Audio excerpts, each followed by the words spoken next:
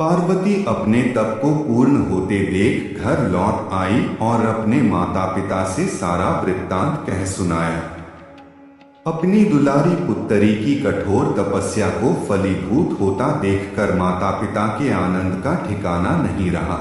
उधर शंकर जी ने सप्तर्षियों को विवाह का प्रस्ताव लेकर हिमालय के पास भेजा और इस प्रकार विवाह की शुभ तिथि निश्चित हुई।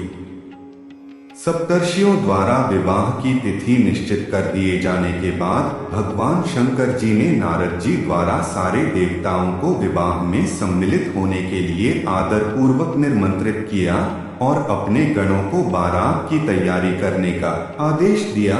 उनके इस आदेश से अत्यंत प्रसन्न होकर गणेश्वर शंकर, केकराक्ष, विकृत, विशाख, विकृतानन, दुंदुभ, कपाल, कुंडक, काकपादोदर, मधुपिंड, प्रमथ, वीरभद्र आदि गणों के अध्यक्ष अपने अपने गणों को साथ लेकर चल पड़े। नंदी, क्षेत्रपाल, भैरव आदि गणराज भी कोटि कोटि गणों के साथ निकल पड़े। ये सभी 3 नेत्रों वाले थे। सबके मस्तक पर चंद्रमा और गले में नीले चिन्ह थे। सभी ने रुद्राक्ष के आभूषण पहन रखे थे। सभी के शरीर पर उत्तम भस्म पुती हुई थी। इन गणों के साथ शंकर जी के भूतों, प्रेतों, पिशाचों की सेना भी आकर सम्मिलित हो गई। इनमें डाकनी, शाकिनी, यातुथान, वेताल, ब्रह्म राक्षस आदि भी शामिल थे। इन सभी के रूप, रंग, आकार, प्रकार, चेष्टाएं, वेशभूषा, हाव भाव आदि सभी कुछ अत्यंत विचित्र थे। किसी के मुख ही नहीं था और किसी के बहुत से मुख थे। कोई बिना हाथ पैर के ही था तो कोई बहुत से हाथ पैरों वाला था। किसी के बहुत सी आंखें थीं और किसी के पास एक भी आंख नहीं थी।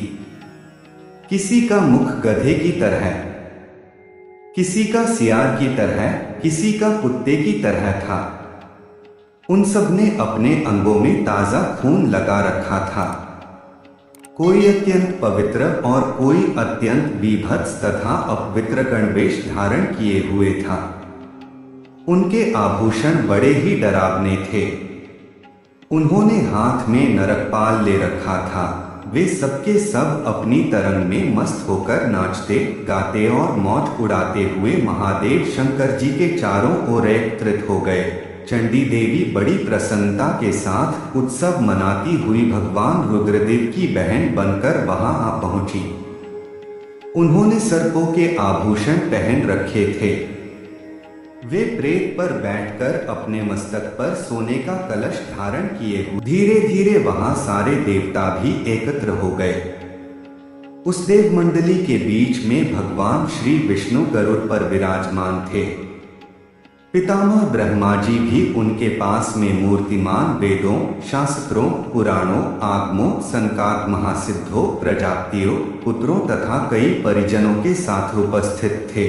देवराज इंद्र भी कई आभूषण पहन अपने ऐरावत गज पर बैठ वहां पहुंचे थे। सभी प्रमुख ऋषि भी वहां आ गए। तुम्बुरु, नारद, हाहा और हुहु आदि श्रेष्ठ गंधर्व तथा किन्नर भी शिवजी की बारात की शोभा बढ़ाने के लिए वहां पहुंच गए थे। इनके साथ ही सभी जगन्माताएं, देव कन्याएं, देवियां तथा पवित्र देवांगनाएं भी वहां आ गई थीं।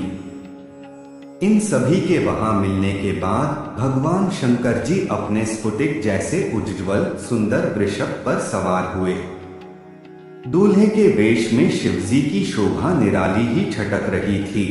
इस दिव्य और विचित्र बारात के प्रस्थान के समय डमरुओं की डमडम, शंखों के गंभीर नाद, ऋषियों महर्षियों के मंत्रोच्चार, यक्षों, किन्नरों, गंधर्वों के सरस गायन और देवांगनाओं के मनमोहक नृत्य और मंगल गीतों की गूंज से तीनों लोग परिव्याप्त हो उठे।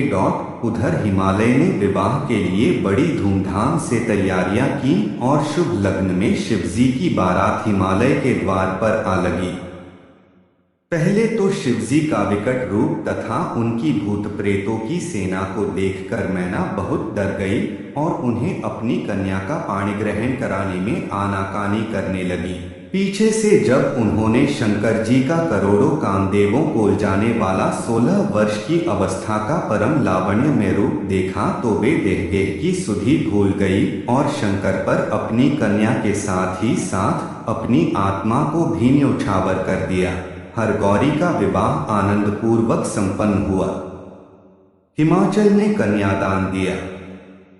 विष्णु भगवान तथा अन्य देव और देवन्नियों ने नाना प्रकार के उपहार भेंट किए। ब्रह्मा जी ने वेदोक्त रीति से विवाह करवाया। सब लोग अमित उत्साह से भरे अपने अपने स्थानों को लौट गए।